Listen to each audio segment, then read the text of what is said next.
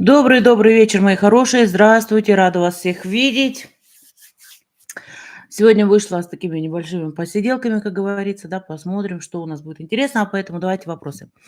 Еще, то есть хочу сделать еще раз подарок, то есть такой подарок, как это я делала вчера, то есть именно выйду с оракулом, то есть вот именно по просмотру, какой год у вас будет, но немножко изменю. То есть смотрите, кто будет у нас проплачивать, тому будет более такой обширный объем, эм, более обширный объем, то есть немножко больше буду рассказывать. То есть, но это будет завтра. Поэтому сегодня не надо ничего присылать, да, не надо ничего делать, то есть, пожалуйста. Иначе я знаю эту систему, вы мне ночью будете писать. Да, давайте вопросы, которые вас интересуют, не личное сегодня, да, сегодня все-таки пройдемся опять, как мы это любим сидеть, немножечко по таким, возможно, эзотерическим, либо психологическим каким-то таким вопросам. Так что давайте. Да, добрый вечер, рада вас всех видеть. Надеюсь, что у вас всех настроение более-менее нормальное перед Рождеством. Володь, привет. Так, привет всем, кто у меня заходит. Одну секунду, я тут... да. Привет, кто у меня заходит. Рада вас всех видеть. Да, Галочка, привет. Всегда я вас вижу здесь. Вы у меня тоже каждый раз бываете. Да. Настроение как? Готовимся к Новому году, несмотря ни на что. Все будет нормально. Что бы ни происходило, как я говорю всегда, смотрите, пожалуйста, на свою семью, на свою ситуацию. Поэтому не обращаем внимания ни на что остальное. Живем своей жизнью. Самое главное. И сегодня хочу еще поздравить нашу Юлию Нору. У нее сегодня день рождения. Юлечка, я тебе уже писала, мы с тобой уже разговаривали, но все равно с днем рождения тебя, моя хорошая, если ты меня смотришь. Да, потому что Юля у нас не смотрит в основном эфиры, то есть она не любит этого, поэтому она переживает очень сильно за меня. Поэтому так. Итак, мои дорогие, давайте, с чего начнем? Смотрите, лично я ничего смотреть не буду, я уже повторилась, а вот это вот то, что было вчера, я сделаю это завтра еще раз. Да, но немножко, я говорю, я завтра еще объявлю, как я это буду делать. То есть это будет немного по-другому. Те, кто будет проплачивать, тому будет больше такой, более обширный объем предсказания. Так, сейчас. Готовитесь потихоньку. Сейчас. Где мы тут? Блин. Карты Таро — это гадание или предсказание? Смотря для кого, кто как смотрит на это. То есть если вы работаете нормально с картами Таро, то это значит не предсказание, не гадание. Это помощь для просмотра. Вот я бы так сказала. То есть потому что это такой же предмет работы, как и все остальное, как печатная машинка и компьютер. Это все то же самое. Поэтому здесь всё зависит от мастера, честно вам скажу. Так, сейчас, Наташа, я закреплю. Какая профессия будет самая востребованная и оплачиваемая? Смотря когда. То есть где-то, я так думаю, в течение 5 лет, возможно, будет изживание таких профессий, как IT. Насколько я вот так вот просматривала, потому что если у нас все-таки искусственный разум войдет полностью в нашу жизнь, тогда все, очень много уйдет. Профессии, которые, знаете, вот я скажу так, простые профессии, да, они, с одной стороны, сложные, с другой простые, это тяжелые профессии. Вот они останутся точно. То есть это те же самые строители, то есть такие профессии, да. Инженеры могут быть, с инженерами может быть проблема здесь, потому что вот в построении каких-то вещей тоже точно так же искусственный разум будет преобладать. Так что здесь, ну, такое, как говорится. Потихоньку готовитесь, я рада. Только простуда. Ну, давайте, вылазьте оттуда. Если не любишь мужа, это карма? Нет, это не карма, это ваши проблемы, которые вы не можете решить. Я вам честно скажу. То есть зачем вы ходили замуж, скажите мне, пожалуйста. Девочки мои хорошие, то есть я очень часто сейчас сталкиваюсь с такими ситуациями, когда женщина выходит замуж, потому что надо. До сих пор вот это вот еще фигурирует у нас в социуме, это мне очень не нравится. Потому что мама говорит о том, что когда будут внуки, потому что все вокруг считают, что ты должна выйти замуж, то есть это ерунда полнейшая. Человек, женщина, которая действительно себя любит, она лишний раз не поскачет за просто так. То есть за то, чтобы там стоять, борщи варить и все остальное. Сейчас, кстати, ролик такой интересный видела, пока тут фейс готовила к эфиру. Когда несколько такой, знаете, интересный, то есть когда нескольким людям предлагали, это немножко не в ту тему, но все-таки предлагали работу. Когда ты работаешь 364-65 дней, да, в году, При этом все праздники у тебя будет двойная работа, при этом тебе ничего не будет оплачиваться. Ну, естественно, все там начали: "Вы что? Что это такое?" Да, говорит: "Это профессия, которая ну, почти половина населения работает на этой профессии, на этой работе. Это профессия и работа мамы". Вот просто я немножко в эту сторону, да, ушла сейчас. Но вообще говорю еще раз о личном немного. Мои хорошие, не надо спешить туда, куда не нужно спешить. Неужели думаете, что вот именно вот это вот правила, которые когда-то были заложены, что так должно быть, они до сих пор остаются? Вы посмотрите, у нас развитие как в другую сторону ушло. Мы все развились, мы все открываемся, мы начинаем ценить свою жизнь, мы начинаем ценить свое время и очень-очень сильно. Поэтому думайте, прежде чем выскочить замуж, думайте, нужно ли вам это. При этом часто достаточно бывает, когда приходит женщина, например, не может, вот надо замуж, у меня якобы возраст, и главное, девчонки, которым по 30 лет, поверьте мне, вы еще девчонки, по 30 лет, вот они вот, у меня есть там 2 парня, к примеру, да, я не знаю, кого выбрать. Приходят гадалки, понимаете, тут немножко такое дело. То есть мне становится, с одной стороны, смешно это. То есть я всегда говорю так: слушайте, вам гадалка не нужна, вы должны представить, если одного из них не будет в вашей жизни, будете ли вы скучать, будете ли вы переживать за это, то есть насколько он вам нужен. Если вы представляете обоих этих двух людей и вам ничего, то есть вы представляете, что их нет и вам ничего, то значит они это не ваши люди, не те, которые должны с вами дальше идти. Вот, то есть это достаточно этого, только подумать об этом, то есть по кому вы больше переживаете, кто вам больше нужен. Извиняюсь, заговорилась. Блин, проскочила. Ой, сколько вопросов уже. Лиля, как вы видите службу обслуживания в следующем году? Всегда будет. Про студентов, студенток расскажите. А что рассказывать, солнце мое? Про подмену судьбы. Очень часто путают. Подмена судьбы бывает очень-очень редко. Во-первых, если мы касаемся эзотерического смысла, да, то есть вот в этом плане. В чем здесь проблема? Почему-то все считают, если вам кажется, что вы живете не своей жизнью, то вам жизнь подменили, да, судьбу подменили. Понимаете, сделать эзотерически это очень сложно. Вот таких мастеров очень мало. Многие могут вам просто в голову внушить это и все. При этом ничего не действует, никак не действует. Настоящая подмена судьбы очень редкий случай. Я за всю практику встречалась только один раз с настоящей подменой судьбы. Там, конечно, мастер был ого-го.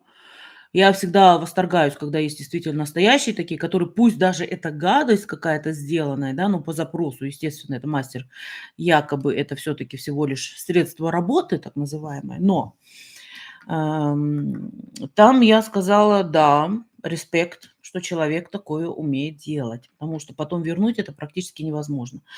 А вот когда человек думает, что вот он живет как будто бы не своей жизнью, вот такие вот вещи, очень часто мы выбираем не ту дорогу. То есть мы, опять же, идем на социум, идем на то, что вот там родители сказали, нужно там пойти в юридический, да, я пошел туда, потому что родители где-то не реализовались, они хотели, чтобы ребенок реализовался, то есть уже в другую сторону. Опять же, вот с этим замужеством, да, опять же, сказали, вот надо, потому что там, ну так положено. Вот, понимаете, и опять и это потом кажется, человек живет не своей жизнью, но это его жизнь, он ее выбрал.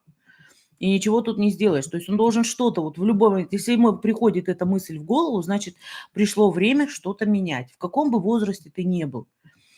Когда там говорят: "Ой, мне там 40, мне 50, что уже менять?" Или там: "Мне 60, мне 70". Я говорю: "Друзья мои, вы будете жить до тех пор, пока вы хотите жить, пока есть для чего жить".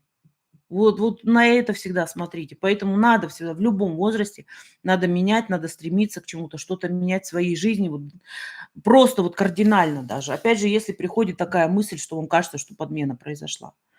Поэтому не так часто бывает. Вот настоящая подмена, я говорю, это редкий случай. Как понять, что на тебе порча? Ну, Айгуль, ну это ну такая заезженная тема. Настоящая порча это, ну я расскажу, конечно, но я говорю, она просто заезженная уже.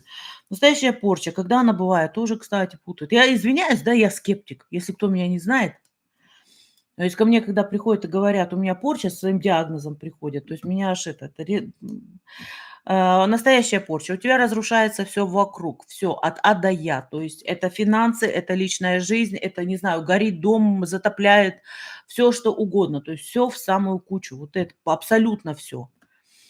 Вот это настоящая порча. Порча на смерть, когда приходят опять же люди и говорят: "Мне 5 лет назад сделали порчу на смерть, мне сейчас ее диагностировали". Друзья мои, настоящая порча на смерть — это 40 дней, и вас нет. Вот настоящая порча на смерть. Она за 40 дней. То есть, кстати, вот, бывает щас вот с такой вот с раковыми когда с раком приходят люди, да. У меня вот не так давно женщина была, то есть, смотрели ее сестру, ну, там мы смотрели, как получилось. Приходила, я просто сейчас она о себе дала знать и рассказала кое-какие вещи. То есть она приходила ко мне, эта женщина, наверное, месяца 3 назад.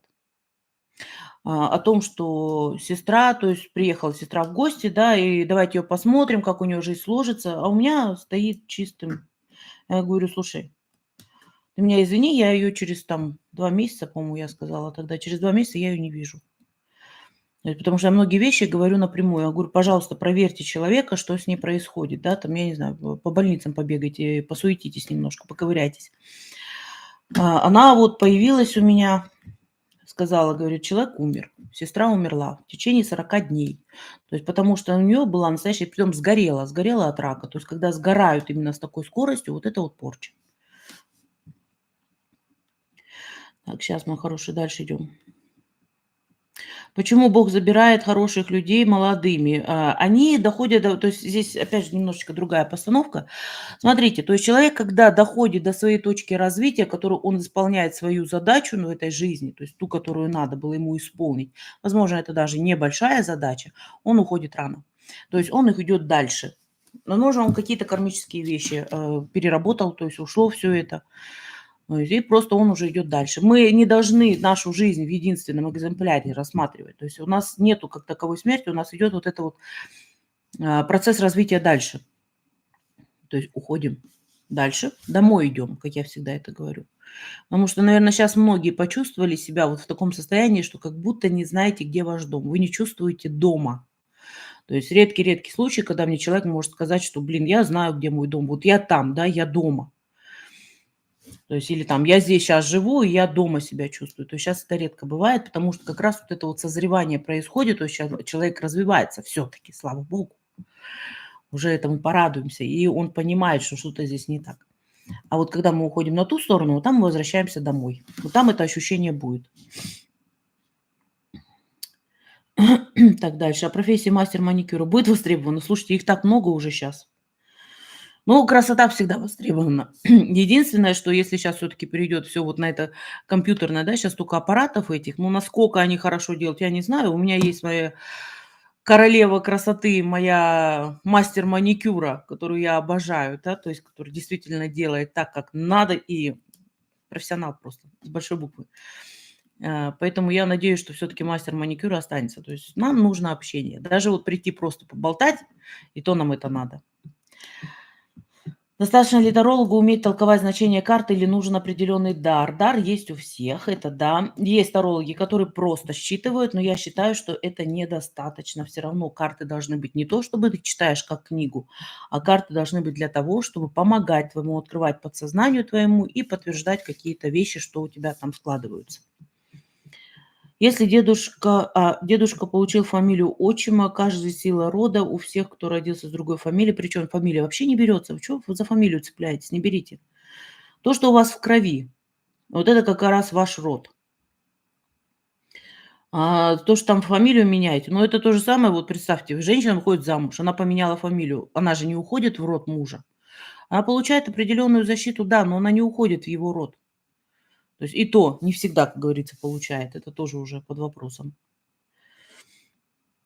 Так, ага, тут Юлечку поздравляют. Это да, Юлечки. Опять сейчас, подождите. Как вы думаете, Ангела Меркель была хорошим канцлером или при ней мне было сладко? Когда пришла Ангела Меркель, начался процесс разрушения. То есть то направление, которое выбрал Коли, когда-то поднял Германию, Хельмут Коли, если вы знаете его, да, то есть они с одной партией были. она это повела в совершенно другую сторону. Но опять же, здесь один человек, когда обвиняют только канцлера, здесь один человек не виноват. Ну да, есть, естественно, процент вины очень большой, но виновата, опять же, партия, виноваты те, которые до него давят, те, которые проплачивают и все остальное. А вы знаете, что у нас очень много все проплачено, даже немного, у нас все проплачено. Абсолютно. Так, почему ангел невидимый наяву? Ну, не см блин.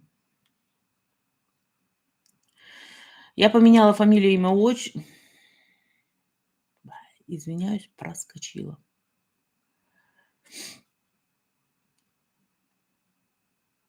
На меня сестра делает постоянно через могилу мамы. Наташ, если сестра делает через могилу мамы, а мама была к вам с очень хорошими отношениями, вы меня извините, здесь ничего не получится, а сестра свое получит по полной программе, потому что у нас у всех есть защита рода, и даже если делать через могилу, это тоже не просто так все.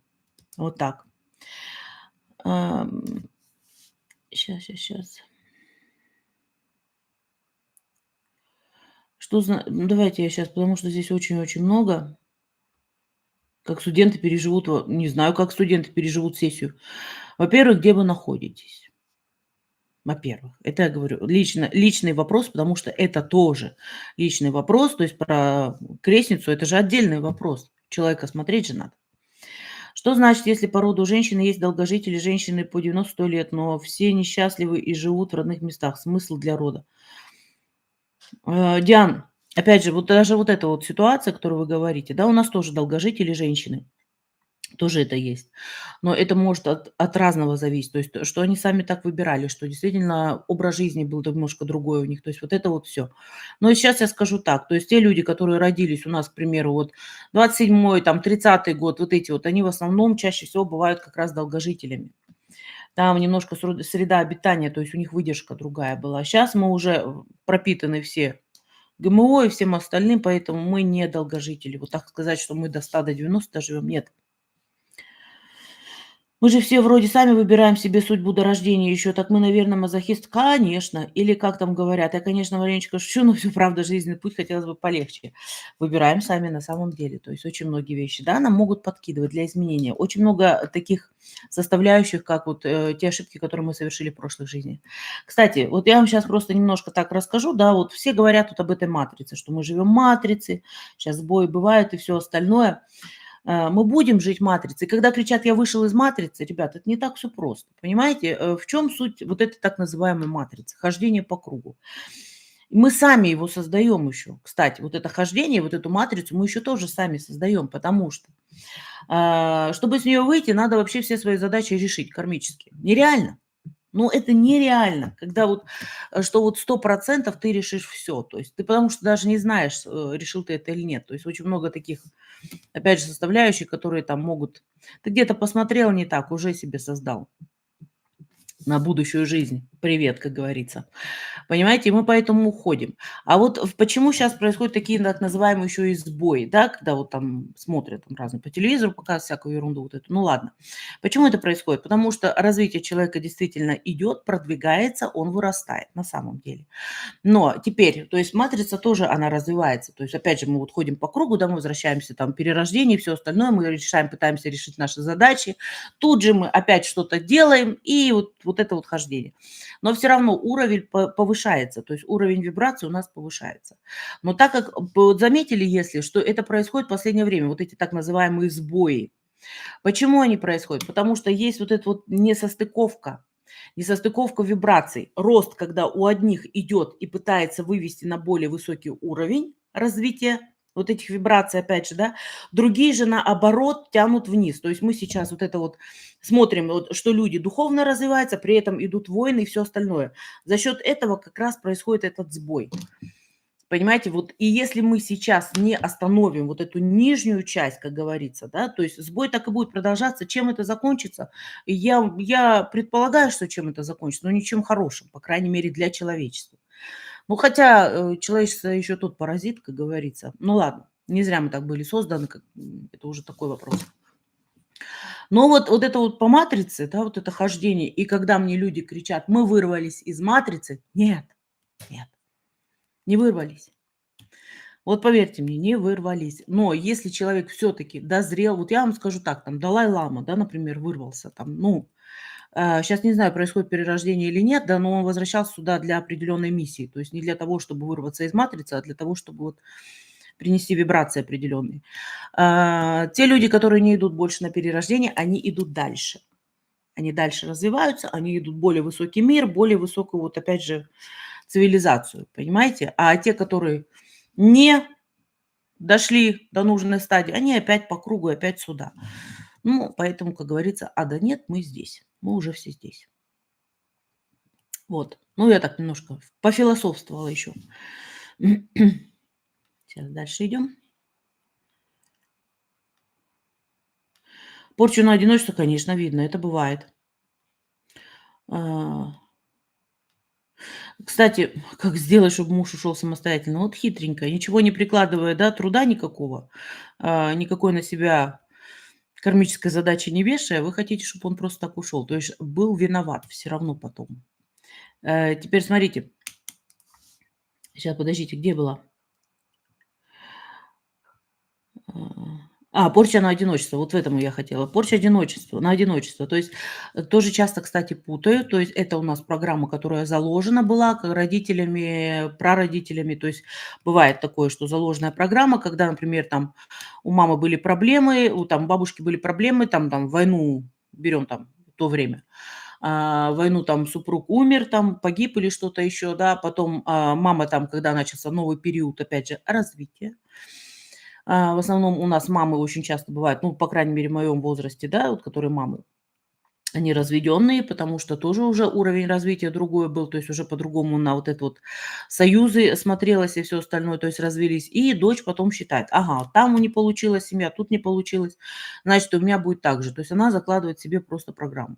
Либо же, извиняюсь, если отец был козел, по-простому говоря, да, точно так же девочка может себе заложить программу, что бояться.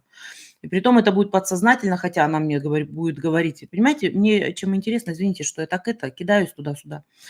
Чем мне интересно, когда людей могу посмотреть, то есть я смотрю их изнутри. Я смотрю их глазами, их душой, да, что у них внутри там творится. Когда девочка мне говорит: нет, у меня нет этой программы, у меня нету этого страха, что мне какой-то мужик такой попадется, неправда. Когда ты туда заходишь, ты видишь этого маленького ребенка, который действительно боится. Боится, что будут бить, боится, что отец будет алкашом, понимаете, боится всего этого. Но она себя так вырастила, она стала сильной, она кажется ей так, что она такая сильная, и вот все у нее там. На самом деле это опять очередная программа, то есть это здесь убирать надо. А сама порча на одиночество, да, делается, то есть забирается так называемое счастье, то есть это тоже есть. Ее можно убирать, то есть это можно чистить, здесь ничего такого настолько страшного нет. Хотя всегда чистки сложнее делать, чем какую-то гадость на человека прилепить. Намного сложнее. То есть чистки — это длительный процесс. Это не бывает вот так вот волшебная палочка. То есть это минимум всегда 40 дней, а если это серьезное что-то, еще больше. Плюс потом выравнивание человека, то есть выравнивание его на новую жизнь, ну, чтобы он вышел. Он должен еще человек сам потом чего-то хотеть, то есть прописать свою жизнь и к этому стремиться. То есть, потому что одно дело тебя помыли изнутри, да, а другое дело, что ты что-то хочешь, и не залезешь опять в какую-нибудь грязь. Поэтому с чистками здесь тоже такое дело. Сейчас, мои хорошие. Как месть бывшего мужа перенести достойно и вернуть сына из его зависимости? Ксения, здесь, я думаю, надо у вас посмотреть. Скорее всего, у вас очень тяжелая ситуация, то есть непростая. Месть бывшего мужа перенести достойно. Во-первых, вообще переключиться от него, постараться, что бы он там ни делал, просто вот чтобы мимо вас проходило, быть сильнее всего этого, ну и жить своей жизнью, попытаться быть счастливой. Вот это вот, наверное, самое главное. А вот насчет сына, там уже надо смотреть, почему зависимость.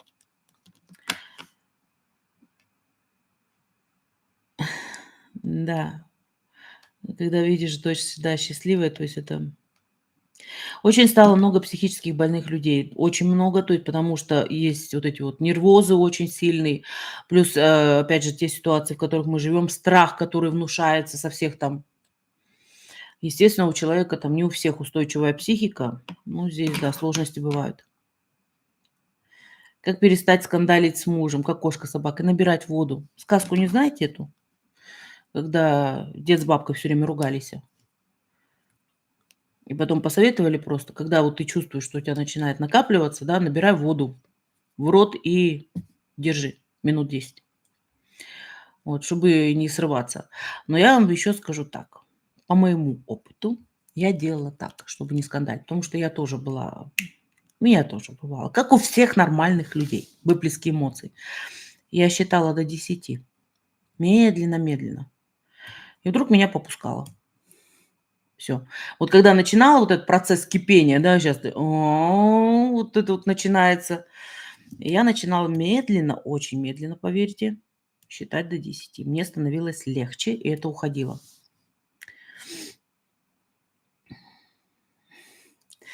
Да, вы правы, я давно задумалась, как сюда попала, в этот дурдом. Потом думаю, опыт души получу и все домой. Вот. Как защититься от порчи? Чистки, во-первых, да, то есть обязательно всегда делайте чистки, самые простые, там душ, соль, ну, самое элементарное, банный веник, то есть вот эти вот вещи, в баню ходить, в сауну, если есть такая возможность. Очень классная история. Так, потом, ну, что еще? Как защититься? То есть всегда чувствовать. Если вы чувствуете, что что-то происходит, что-то не так, то лучше всего, конечно, либо обратиться тогда к мастеру, либо самим подумать. То есть, возможно, вы знаете как-то диагностику, как порчу диагностируют, то есть это достаточно просто все. Как понять, есть ли дар или как его проявлять? Дар есть у всех абсолютно. Мы все так называемые искра Божья. У нас у всех все есть. То есть одни не развивают, другие боятся, да, третьи туда с головой.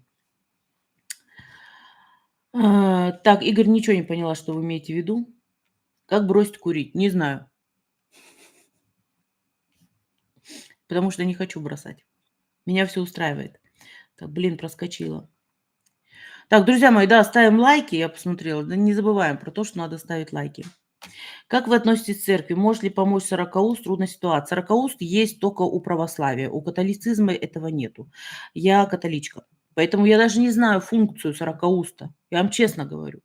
То есть я это не изучала, то есть когда-то я изучала, да, то есть на учителя религии я заочно пыталась учиться, пока не дошли до определенных знаний, то есть я сказала, все, понятно, и ушла.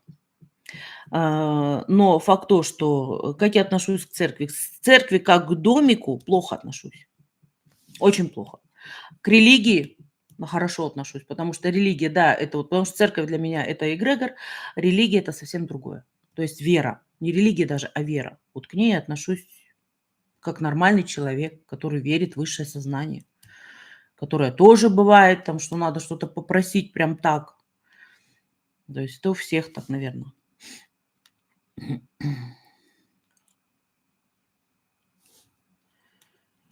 Мамы нет моей в живых 20 лет. Во сне всегда я с ней ругаюсь, ненавижу ее. На самом деле она была добрая, тихая женщина.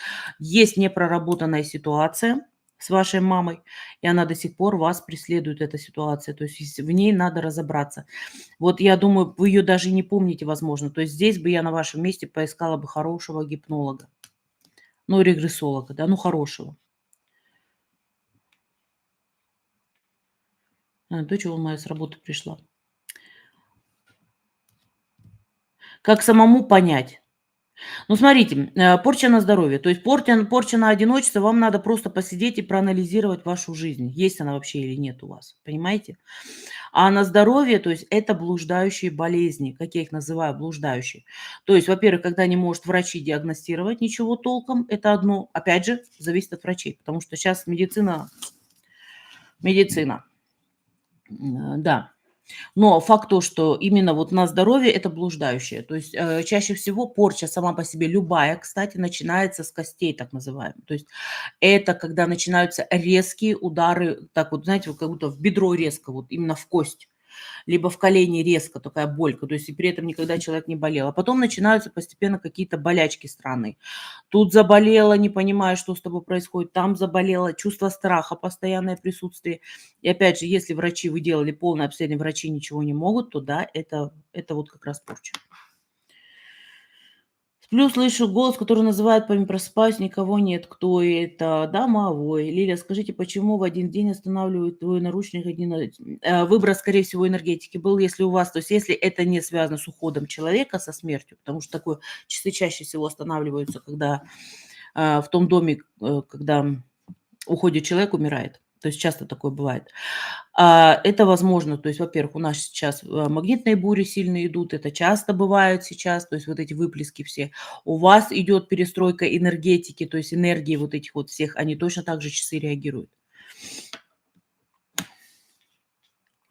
Хочу достойного мужчину для брака. Что подскажете сделать? Записать себе на листочке, какого вы мужчину хотите, а достойно вы должны подумать, а достойны ли вы его. Вот сначала напишите все ваши желания, какой он должен быть, а потом подумайте, а достойны ли вы такого короля? Не принца, а короля. Что вы можете ему принести.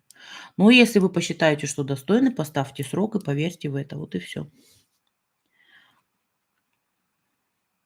Ой, опять проскочила. Блин, я извиняюсь, у меня просто проскакивает.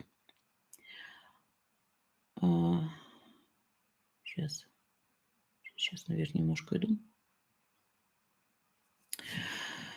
Говорят, что если работаешь с картами Таро, нумерологии, не будет семейной жизни. Ерунда. Так как для развития силы ты должен чем-то жертвовать. Абсолютно ерунда. Абсолютная. Во-первых, у нас у всех есть право выбора, да. То есть, нумерология вообще, то есть, ну, вы математика видели, математики все женаты. Ну, блин, нумерология- это математика. Ну, вообще это к этому не идет. Насчет Таро, то есть это всегда было заложено у нас запугивание так называемое, чтобы не смотрели. Это было запугивание церковью, всегда так было. Начиная там, а, со Средневековья, ну, тогда Таро не было, да, Таро позже гораздо пришло. То есть это было запугивание от церкви, чтобы вы там не лезли, шаг вправо, шаг влево, да, побег, прыжок, сами знаете. Теперь смотрите, прогадать вот так вот, да, то есть нет, не прогадаешь. Просто неинтересно будет жить, если ты будешь гадать. Да, желательно не гадать себе самим, то есть это не нужно делать, лучше попросить кого-то, дашь на дашь, игра такая есть. То есть вот в этом смысле. То есть, ну и думать всегда о том, нужно ли это смотреть, ну скучно жить будет. То есть вот я себе практически не, да я себе вообще не смотрю сама, да, то есть мы вот там девчонками год назад встретились, я говорю, ну ладно, погадайте мне, такое вот. А так мне просто тогда неинтересно жить. Это одно. Потом личная жизнь. Понимаете, есть опять же право выбора. Сказать, что тарологи там в одиночке, нет, у них у всех нормальные семьи, все это есть, все здесь хорошо. Там у некоторых может быть по несколько браков, тоже неплохо, я считаю. То есть это тоже определенный опыт. И человек не останавливается на одном. То есть если ему где-то плохо, когда мне говорят: "Боже мой, она там 5 раз, 10 раз замужем была". Да ради бога. То есть, значит, ей здесь было плохо, она сделала этот шаг, она ушла. То есть она ищет там, где ей хорошо. Я такого мнения. Кстати, про психологов тоже так говорят. Что они за психологи, если они не могут там 3 раза женаты были, не могут сохранить жизнь? Они делают шаги, они ищут лучшее. Значит, тут не складывается, они идут туда, понимаете? То есть вот наоборот, это я считаю, что это нормально. То есть когда на своем опыте этого проживания происходит такое вот. Теперь с чем еще и связано? Говорят, что они одиночки, да. Вот это связано с нашими бабульками, которые когда-то гадали, когда вот это вот запрещено было все. Когда начинали этим заниматься? Не когда ты там, у тебя семья или что-то еще, а когда ты уходил на пенсию, ты отрабатывал уже, потому что это скрывали очень часто, вы знаете это, да, вот эти вот погодушки и все остальное, гадания эти. Либо, что то там ведьмой была или что-то, это все скрывалось. Когда, например, мужчины всегда раньше умирали, то есть она оставалась в одиночестве, и поэтому со стороны создалась такая картинка, что женщина остается одна. Нет. И это опять же, но и здесь я к женщинам именно, да, у мужчин тоже так же, кстати. То есть просто, у нас была такая картина созданная, что вот она остается одна. А то, что она уже в возрасте, ей не нужно это там еще какого-то детка искать или что-то еще, нет. То есть она занята сейчас своим. Когда сейчас, вот в настоящее время, есть право выбора, как я и сказала, потому что тебе, например, некогда. То есть у тебя есть отношения, у тебя все зашибись там в этих отношениях, но вот замуж, вот я честно подскажу вам, да, я редко сейчас знаю девчонок, которые занимаются вот действительно, высокими энергиями, всем вот этим, что они хотят замуж. У них есть партнеры, они живут, то есть, но им не нужна вот эта бумажка, к примеру. Окажется, вот, блин, она же не замужем, у нее же штампа нету. Вот, и они посвящают себя, очень много времени посвящают людям. То есть вот такой семьи, опять же, принятой, общепринятой, как все это любят, нету. Она ценит свое время, она ценит время людей, она сидит там, с людьми все время занимается, все остальное. Поэтому здесь успокойтесь, все это ерунда, что ты там прогадаешь, это абсолютно ерунда. Но это так. Как выбрать крестных ребенку? Чаще всего, когда ты выбираешь крестных ребенку, да, бывает такое, что вы потом с этими людьми расстаетесь. Я считаю, что крестные должны быть, вот хоть и говорят, в православии нельзя этого, крестные должны родственниками быть. Вот у моей дочери это мой родной брат и моя лучшая подруга, которая двоюродная сестра моего первого мужа. То есть, понимаете, поэтому они никуда не денутся, они всегда будут. Так, какие могут быть причины в роду, если родственники умирают от рака? Генетика, первое, что сразу говорю, генетика. Второе, то есть, ну, это на роду может быть что-то наложено, да, такое бывает. Третье — это непроработка кармических задач именно рода, род уходит потихоньку.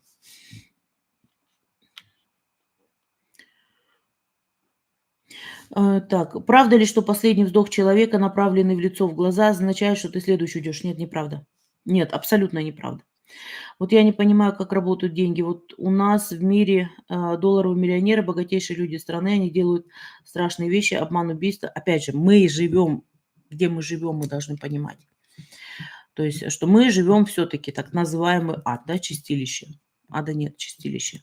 То есть поэтому такое происходит, создаются такие ситуации. А вы не смотрите на этих долларовых, потому что все равно всем всегда, ну, там немного система другая.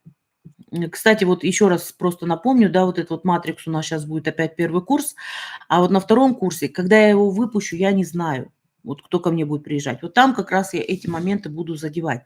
То есть это строение как раз вот этой вот высшей элиты, почему у нас люди, когда поднимаются наверх, что с ними происходит и почему они становятся такими, извиняюсь, сволочами. Понимаете, вот это вот как раз я буду, там тоже будет задеваться. Так, сейчас дальше. Здравствуйте, Лили. Как понять, что перед тобой настоящий мастер, который может помочь, а не жулик? Во-первых, то есть вот, ну, смотреть, скажем так, если человек, посмотреть в интернете, да, то есть посмотреть, пожалуйста, отзывы людей, то есть посмотреть, как человек общается, то есть какая у него логика. То есть лучше вот так проработать. Вот первое, что я вам говорю, кто вот жулики, да, то есть это когда вам пишут, что там я тебя там где-то увидел, на тебе порча и все остальное. Когда ни один нормальный мастер сам никогда не напишет. Потому что здесь система другая срабатывает. То есть я никогда не буду искать людей, у которых какие-то проблемы. Оно мне не надо. Почему? То есть это меня ищут. Не... И также нормальные мастера, они никогда не будут писать, что на тебе порча, заплати мне там. Последний раз было 999, кто-то мне писал, там просили, да, за снятие порчи, у человека вообще ничего не было. То есть, когда говорят о том, что там у тебя рак, кстати, вот на этом очень сильно играет, у тебя рак первой стадии. Ядри вашу в палки. Когда мне и человек там по всем врачам, врачи не могут диагностировать, естественно, ничего. Он к этому, это опять этому мастеру якобы, да, давай там травки, все такое вот за бешеные деньги. Короче, ребят, немножко надо всегда мозги включать. То есть логику, слушайте логику человека. И если, то есть смотрите, подходит вам он или нет. Вы можете помочь развивать ясновидение. Тренировки обыкновенные, очень простые. Очень много их, кстати. Не надо там омкать, сидеть, там чакры свои прочищать, там голодовать или что-то еще. То есть здесь нет, не работает так.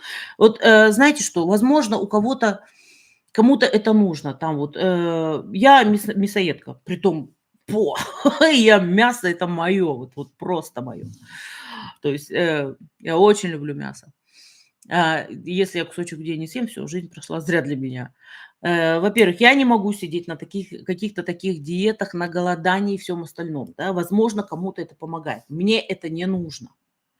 То есть я считаю, что для того, чтобы я хорошо видела, мне надо что? Быть в комфортном состоянии.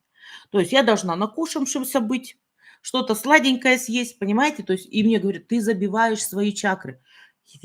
Блин, кто у нас был на медитациях, вы знаете, как мы работаем, там чакры вообще ни при чём. Чакры у нас откуда пришли? Вот это название и всё остальное, индуизм, да, оттуда. А в православии что было? Не в православии, а в язычестве в нашем было что? То есть совсем другая система, поверьте мне. Через что мы работаем? Через что? Через ладошки работаем, через стопы работаем, да, то есть мы, ну, никак не вот через вот эти вот определенные. То есть у нас другая система немного. Так, у моей дочки НРС, ей 10 лет, можно ей помочь? Конечно. Во-первых, должно быть укрепление мочевого пузыря. Посмотрите, где ребенок застужается. То есть здесь застуженно может быть. Да, могут быть такое, что вы когда-то упустили момент, именно связанный с испугами какими-то. Это может быть. Но можете и сами это снять. То есть испуг у ребенка можно снять, вообще расплюнуть. Мама должна уметь такое. Бабушки, мама должна уметь. Недавно проснулась от стука в окно. Вышла со словами: "Доченька приехала, мама спит". Открыла дверь, а там никого. Это плохо? Плохо. Сделайте чистку себя, сделайте чистку биты, пожалуйста, квартиры, дома, все что угодно. То есть сделать прям срочно чистку сделайте. Взяла в поезд. Ой, блин, опять проскочила. Блин, где это? Если пробита ара, можно ли восстановить и как? Очень просто тоже. Кстати, вот это мы на биоэнергетике рассказываем. Как это делать? Здесь я не буду это рассказывать.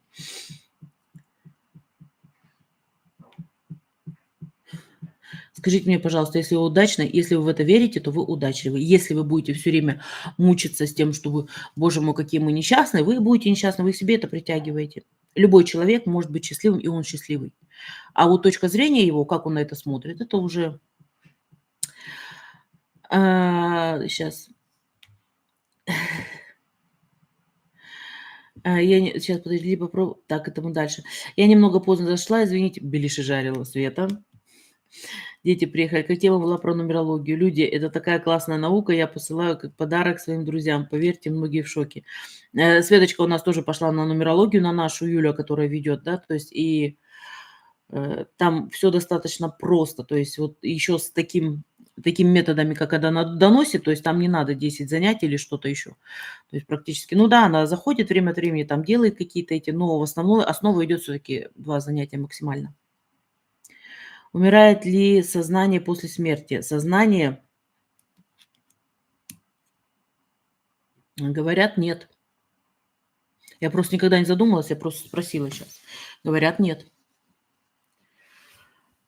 Если дома чахнут комнатные цветы, цветы люблю ухаживать, это порча, это может быть, да, негатив может быть у вас в доме, сделать опять же чистку, но еще может быть такое, что у вас, как, к примеру, какая-нибудь энергетика очень сильная, которая подавляет, есть такое. Это одно. Следующее, это, знаете, как с кошками. То есть некоторым хозяевам не подходят какие-то кошки. Кошки либо уходят, либо погибают, либо что-то еще. Также и с комнатными растениями. Вам, возможно, надо просто поменять сорт. Попробуйте поменять на что-то необычное. Кактусы всегда живут, честно вам говорю. Кактусы обожаю. Но у меня их нет, мне их ставить некуда. У меня подоконников нет, у меня все окна в пол. А я очень люблю кактусы. Но вообще, просто смотрите, это не обязательно порча. Я говорю, смотрите вот за собой, смотрите за вашим. Возможно, у вас сознание поменялось. Опять же, энергетика, очень часто бывает такое. В подростковом возрасте любила днем спать. В это время я выходила из тела и летала по квартире. Это блаженство. Один раз я неудачно вернулась в тело. До сих пор помню этот дискомфорт. Что со мной было? Росли, просто росли. Лиля, очень интересно, почему люди становятся плохими, мягко говорю. Скажите, муж стал каким-то неадекватным, мысленно готовлюсь к уходу. Слушайте, у вас, ник "Магия реальности". Ну, вы, по идее, должны сами тогда это все проанализировать и посмотреть, что там-то происходит. Вам просто надо проанализировать. Лилечка, спасибо, моя хорошая. Сейчас. Какая вероятность, что я когда-нибудь вас встречу, и мы подружимся? Вы классная. Я непростая. Я вредная. Зачем вам такая дружба? Я очень вредная. Я требовательная. Это нехорошо. В дружбе это очень нехорошо. Вероятность? Ну, если, скажем так, границы именно сознания убрать, то вероятность стопроцентная. Я там ко многим фантомам шарахаюсь. Можно ли воспользоваться маятником, чтобы как-нибудь помочь себе в решении каких-то вопросов? Конечно. Можете также спрашивать, то есть да, нет, вот эти вот, да, просто с маятником поработать. Можно проработку энергетики можно сделать маятником. Кстати, им очень много можно сделать на самом деле. Ой, сейчас, секундочку. Добрый вечер. Моя мама дома все время ставит вазочки, искусственные цветы. Ставит ли, так раз можно ли так делать?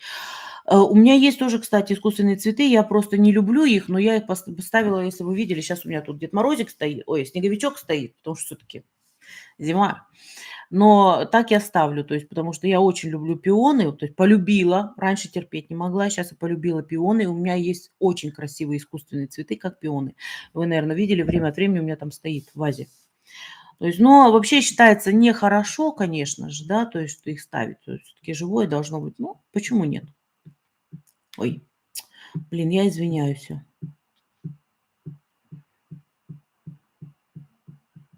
Какой голос вам говорит, интересно так. Там разный. Ой, не подумайте, это не шизофрения, я уже говорила много раз. Это мне так недавно комплимент написали. Это, вы, говорит, такая харизматичная. Я говорю, не, это не харизматизм. Это психоз, это нервы. Поэтому я так. Так, дальше. В одном из видео вы говорили, что не советуете переезжать в Беларусь и Канаду. Скажите, пожалуйста, Беларусь почему нежелательно? Я уже этот вопрос затрагивала. Ребят, это говорилось именно о людях, которые вот сейчас куда-то очень сильно рвутся, да, насчет Беларуси. Ради бога, езжайте куда угодно. То есть мне как-то все равно. Но чем нежелательно? Во-первых, Канада довольно сложная, то есть с ней не так просто. То же самое, что остаться в Германии. Та же самая ерунда. То есть на данный момент. То есть очень сложно. Беларусь– это менталитет все равно. То есть если человек долго жил, например, в Германии, да, очень долго, и переезжает туда, да, все красиво с одной стороны, опять же, если не заглядываем в какие-то глубинки, то не так все просто. То есть процесс привыкания очень сложный. Но это зависит от каждого, от самого человека. Я 10 лет не могу себе найти пару после развода. Это какая-то карма? Ну, Свет, ну, ребят, ну, это личные вопросы, надо просматриваться отдельно. То есть что там такое? Анна, я даже кошку по нумерологии просчитываю совместимость. Добрый вечер. Могу подобрать шикарный кактус, Крым. Только как его сюда потом переправить, да? Нужен совет со стороны.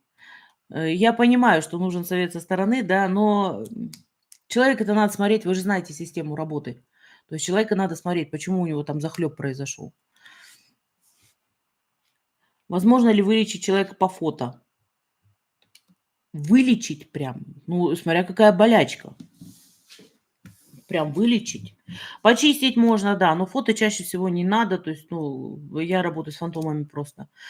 Восстановление энергетики, да, так как какая-то там ауру залечить, вот как вот говорили, да, там ауру залечить, вот какие-то вещи убрать лишние, да, возможно, это фантомная работа. Для меня. Каждый работает по-своему. Искусственные цветы по эзотерике– это к денежным убыткам. Ерунда. Олег, не заморачивайся.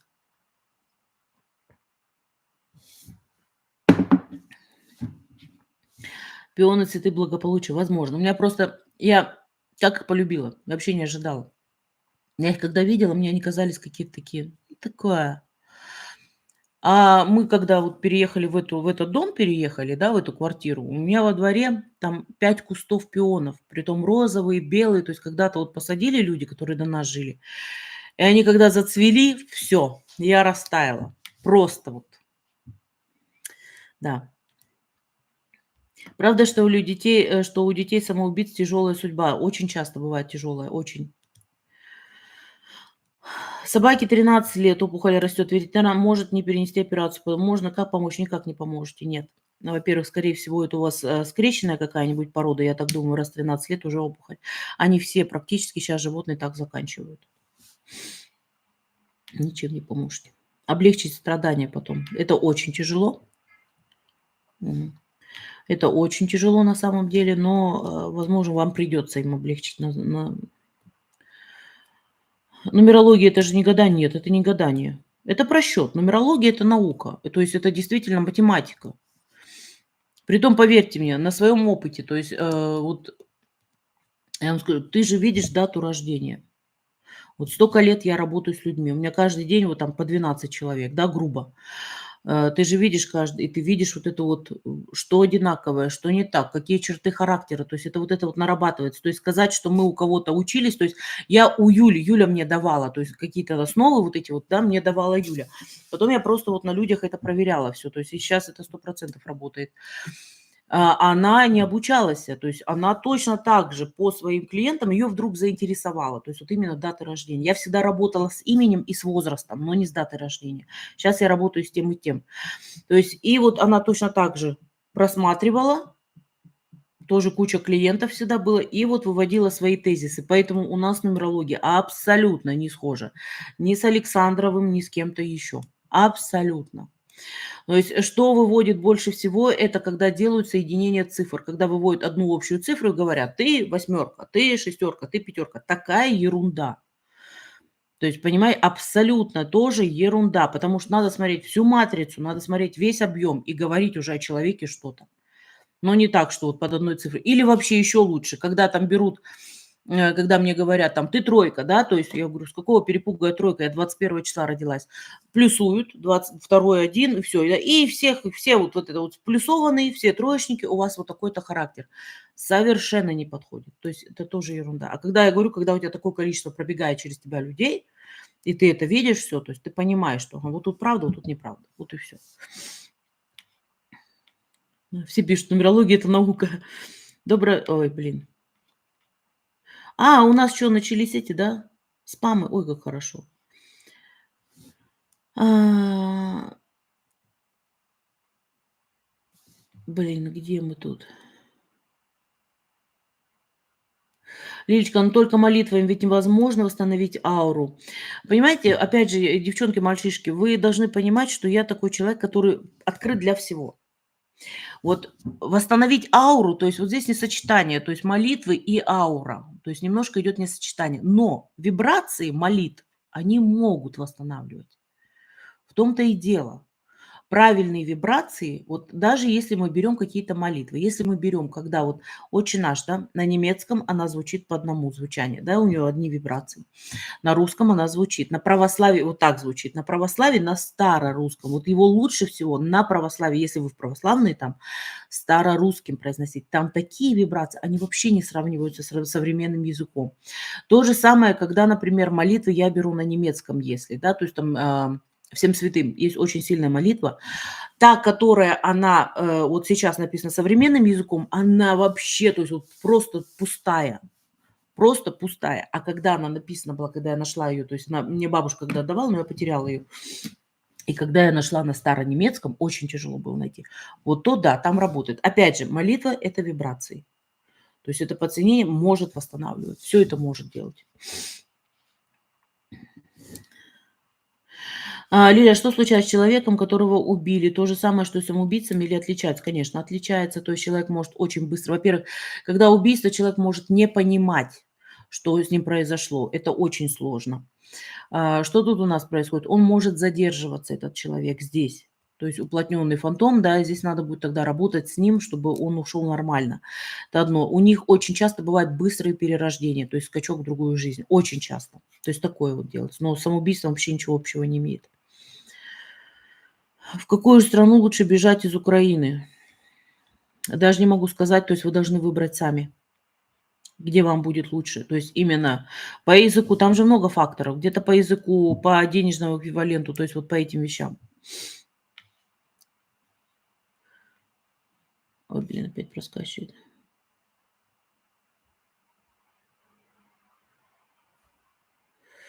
Блин, где мы тут? Ладно, так, ладно, давайте дальше. Да, про политику, все, что давайте с политикой не будем, да, потому что я уже просила это много раз. Лидочка, скажите, пожалуйста, взяла в поездке Каменец при Эльбрусе не благодаря духов гор. Просто не знала, что делать, как уважать духов. Я не знаю, то есть вот эту вот систему именно как уважение духов. Ну, слушайте, если вы взяли кусочек чего-то, чьего, вот что бы я сделала на этом месте? Я бы поговорила, ну, если бы я вот так вот к камням так относилась, да, то есть я бы поговорила, скажем так, вот именно с камнем, через камень, с духами как раз этих гор. То есть и просто попросила.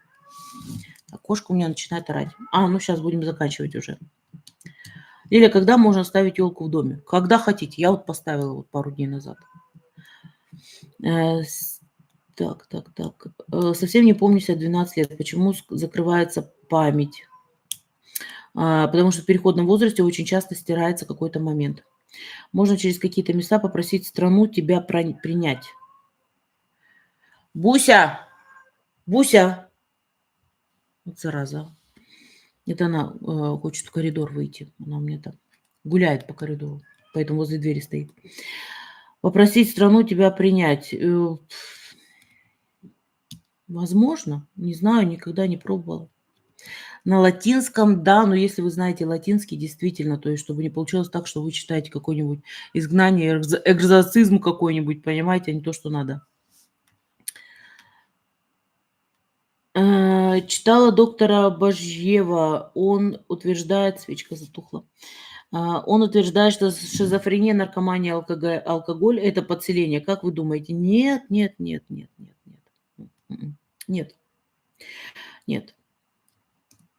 Не все, по крайней мере. То есть это, понимаете, это очень хорошее оправдание, что он наркоман, потому что у него подселение. М-м.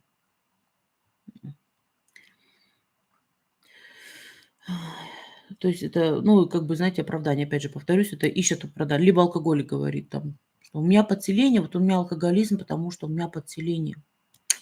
Не всегда.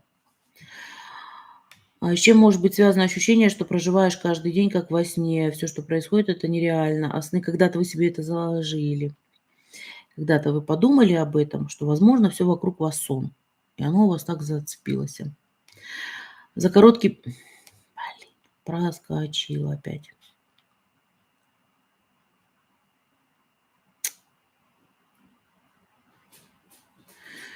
Подскажите, пожалуйста, к чему снится один и тот же сон? Будто бы меня большой старый дом, сдаю в нем комнаты. Смотрите, а еще наблюдайте, Ир, знаете что, если вам такое снится, у меня тоже такой сон есть. Я всегда наблюдаю за обстановкой, что там происходит. Я смотрю, если там чисто, хорошо, значит, у меня всю жизнь зашибись. Если только начинается какая-то грязь, что-то, какая-то суета и все остальное, что у нас происходит, все, у меня, значит, надо так посмотреть, что тут опять не то намечается. То есть вот наблюдайте, это хорошо, когда вот такие повторяющиеся сны именно связаны с одним местом. Если вы сдаете дом, большой старый дом, я не скажу, что вы в прошлой жизни уходите, нет. Для меня как раз это настоящее ваше. То есть что вы вот открыты душой. И, скажем так, в эту душу все заходят. То есть, тоже надо быть поаккуратнее. Всегда ли близнецовые пламена... Опять новое. Вот это вот, близнецовые пламена. Понимаете, пламя вот это близнецовое. Друзья мои, будьте, относитесь вы проще. Ничего подобного, понимаете? То есть это новое название, опять, это уже было, не новое, но оно уже было, как говорится. Но опять для очередной ерунды, когда оправдать надо что-то. Вот почему говорят про близнецовое пламя, так называемое? Потому что не знают, как правильно выразить, когда, например, ты встречаешь человека, и все. И вот у вас любовь и все остальное. Там и прям вот бешеная любовь, и они могут быть там, что семьями были, и разошлись, и все остальное. И потом оправдание какое-то: «Ой, а это мое близнецовое пламя». Понимаете? То есть я сколько раз сталкивалась, и всегда одна и та же ситуация именно такая была. Вот, что обязательно вот такая ерунда. Я вам скажу так. Это кармическая фигня, которая вот этими пламенами, пламенем всем этими близнецами ничего не имеет общего. Есть астральные близнецы, есть кармические близнецы. Вот. Всегда так было и всегда так будет. То есть это просто новое придумывали оправдание для чего-то еще. Вот и всё. Поэтому спокойнее относитесь ко всему такому. Не соединяются они. Ерунда это все.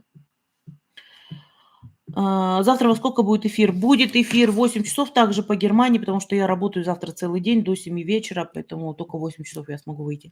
И еще раз повторю, то есть к этому, да, что у нас завтра будет. Я также буду просматривать по оракулу, но те, кто у меня, не платите сейчас, я вас очень прошу, не делайте этого, я не буду сидеть полночи, я прошлую ночь посидела хорошо. Только в эфире. Вот то, что вы будете оплачивать, тому я буду раскрывать больше. То есть не 3 карты, вот как вот просто, да, людям, которые вот запрос дают, а буду больше карт говорить и более такую информацию, там, глубокую, не глубокую, но более так поинтенсивней. Это я буду делать. То есть, опять же, тем, кто оплачивает. Все, мои дорогие, будем закругляться, потому что часик посидели, все как обычно. Была рада вас видеть. Надеюсь, что вы не устаете от моей болтовни. Я очень на это надеюсь. И что вы также будете продолжать со мной сидеть в эфирах. Еще скажу так, в "Инстаграме" есть проблема сейчас, то есть все таки не закидываются эфиры, то есть есть проблема. В "ТикТоке" я пока еще, ну, не готовая выходить вот полноценно в "ТикТок", тока в "ТикТок". Мне нравится здесь сидеть, в "Ютубе", очень нравится.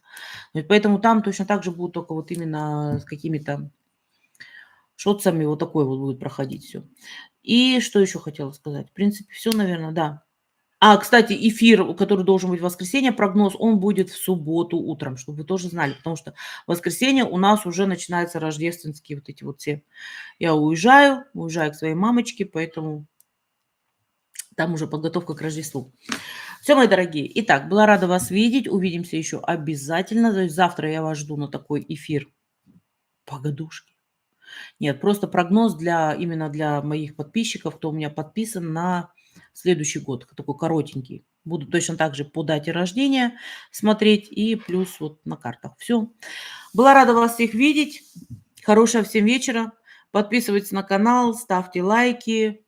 Я очень надеюсь, что вы меня дальше еще эмфеливаете. То есть, опять слово забыла. Эмфелинг. Скажите, девочки, я вам скажу. Продвигаете или как это называется? Короче, я думаю, вы поняли. Короче, увидимся еще. Да, и до завтра обязательно. Хорошего всем вечера.